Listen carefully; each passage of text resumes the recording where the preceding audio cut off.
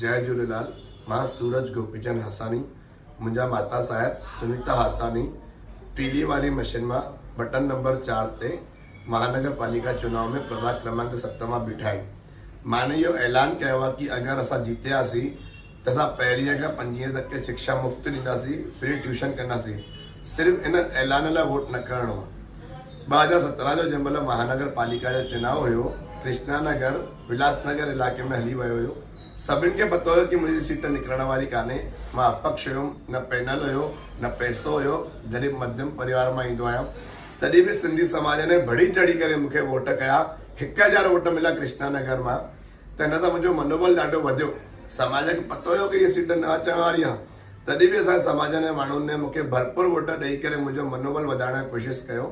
त मूंखे इहो सम्झ में अची वियो कि अगरि सिंधी समाज में सेवा कबी, समाज भरपूर साथ और आशीर्वाद ॾींदो आहे। मां ॾींहुं राति परमात्मा खे यही प्रार्थना कंदुमि, हे परमात्मा कि जंहिंमहिल नए प्रभाग जी रचना थींदी त अहिड़ो प्रभाग ठाहिजाए कि कृष्णा नगर, नानक नगर, रामपुरी कैंप पूरो सिंधी पट्टो हिक ई प्रभाग में अचे।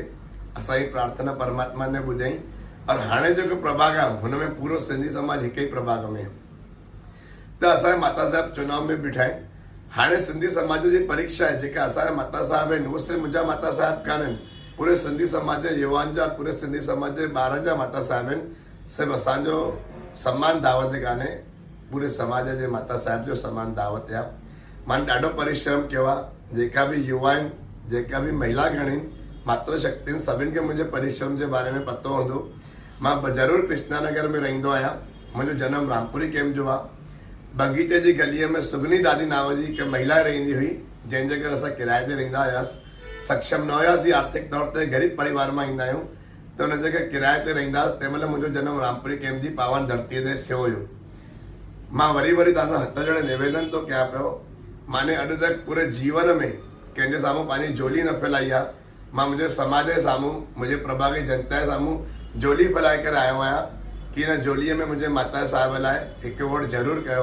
पंहिंजे पूरे परिवार में हर सदस्य खे सम्झायो। पीली वारी मशीन में घटि कयो। मां असांजे माता साहिब बीठा आहिनि। 5 जो चुनाव चिन्ह आहे, असांजे माता साहिब जे पक्ष में वोट कयो। इहे भावनात्मक अपील मां तव्हां सभिनी सां ॾियण थो चाहियां। मुंहिंजो मनोबल वधायो। माने ॾाढो परिश्रम कयो आहे। युवा गण खे त मुंहिंजे परिश्रम जे बारे में ॾाढो वधीक पतो हूंदो।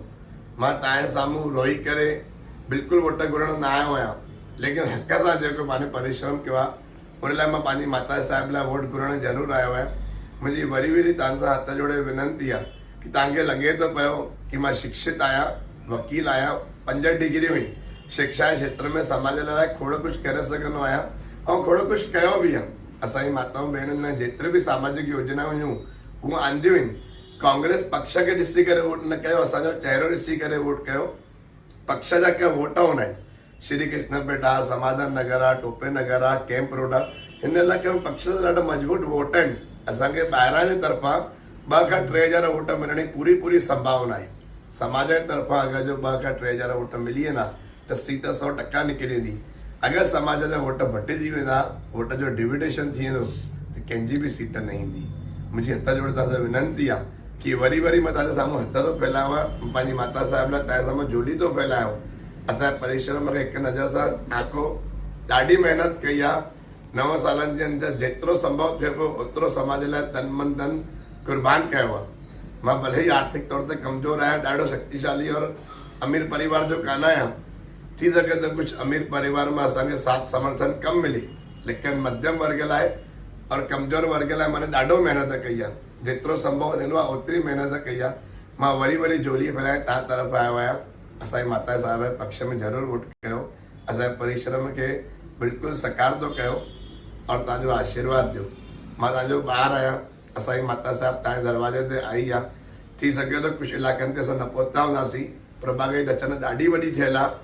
हेॾे वॾे प्रभाग में हर घर तक पहुचण बि ॾाढो मुश्किल आहे। असांने पूरो प्रयास किया कि हर घर तक पहुचूं। न पहुची पायूं तो फोनियूं कयूं, फोन न करे पाया तो मैसेज कयूं, मैसेज न कर पाए तो व्हाट्सअप कॉल कयूं, लेकिन प्रत्यक्ष अप्रत्यक्ष असांने पहुचण जो पूरो प्रयास किया आहे। जिते न भी पहुची पाया आहियूं उन लाइ मां बिल्कुलु तव्हां सां क्षमा थो घुरां, माफ़ी थो घुरां। थी सघे तो मां सां कुझु ग़लती थी हुजनि, कुझु गुनाह थी हुजे। अगर मुंहिंजी कोई समाज में ग़लती थी आहे तो उन जी सज़ा मूंखे ॾियो, मुंहिंजी माता साहिब खे न ॾियो।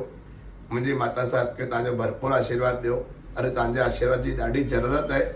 तव्हांजो आशीर्वाद रहंदो त समाज जी अगरि इहा सीट निकिरी ईंदी त पूरो विश्वास थो ॾियरांव पियो, वचन थो ॾियरांव पियो। असां असांजे शब्दनि ते खरो न उतरासीं त असां पंहिंजो 5 सालनि जो पूरो कार्यकाल बि न कंदासीं, विच में इस्तीफ़ो ॾेई किनारे थी वेंदासीं। पोइ तव्हां जेको नयो निर्णय खणंदो असांखे स्वीकार हूंदो, लेकिन असां तव्हांजे हित में कमु करे पायूं था। असांखे लॻे थो की न असां पंहिंजे प्रभाग जी सतही जनता लाइ, असांजे समाज लाइ कुझु सुठा कम करे पायूं था त असां पंहिंजो कार्यकाल कंदासीं। इहा तव्हांजा भावनात्मक अपील आहे। रामपुरी कैंप जी पावन ज़मीन ते ई मुंहिंजो जनमु थियो आहे, हुन धरतीअ ते ई मुंहिंजो जनमु थियो आहे। मां सभिनी रामपुरी कैंप, नानक नगर, कृष्णा नगर, माधव नगर, सहकार नगर, पत्रकार, सिद्धि विनायक, महाड़ा, जेका बि इलाइक़ा असांजे समाज जा आहिनि, सभिनि सां हथ जोड़े विनंती थो कयां पियो की हिकु मौक़ो असांखे ॾियो। असांजो समाज दिलि खोले करे वोट कंदो आहे त सभिनि खे वोट हिकु मौक़ो ॾिनो अथव। घणा ई माण्हू असांजे समाज में वेठा आहिनि और सभिनी खे हिकु हिकु मौक़ो मिलियो आहे। हिकु मौक़ो असांजे मथां बि ॾियो, असांजे मथां बि हिकु दफ़ो विश्वास कयो। विशेष तौर ते मध्यम और कमज़ोर परिवार, मतिलबु तव्हां सां जुड़ियल आहियां, ज़मीन सां जुड़ियल आहियां, तव्हां सां मिलंदो रहंदो आहियां, एकेडमी हलाईंदो आहियां जेकी रामपुरी कैंप कृष्णा नगर जे अंडर ई आहे। 24 घंटा कैंप में हूंदो आहियां। कंहिं महिल बि गाॾीअ ते रामपुरीअ में चकर हणंदो रहंदो आहियां। कंहिं महिल बि तव्हां मुंहिंजो कॉलर पकड़े करे कमु करण लाइ चई सघो था पिया। तव्हांजे विच में ई आहियां और विच में ई रहंदुमि। चकर हणंदुमि त तव्हां बीहारे करे बि कंहिं महिल चई सघो था। तव्हांखे मुंहिंजे लाइ मिलण लाइ कोई विशेष अपॉइंटमेंट जी ज़रूरत न हूंदव। कंहिं महिल बि घर में अची सघो था, माण्हू ईंदा बि आहिनि। त हथ जोड़े विनंती आहे कि इन अपील खे सम्झो, आशीर्वाद ॾियो। तव्हांजे आशीर्वाद जी बहुत बहुत बहुत आवश्यकता आहे। मां तव्हांजो ॿारु, तव्हांजो पुटु, तव्हांजे शास्त्रनि जो, तव्हांजे ॿारनि जो शिक्षक एडवोकेट सूरज गोपीचंद हासानी। असांजी माता साहिब बीठा आहिनि। मशीन पीली वारी मशीन क वर्ग मां बटन क्रमांक 4 5 जो निशान। जय हिंद, जय झूलेलाल, जय भारत।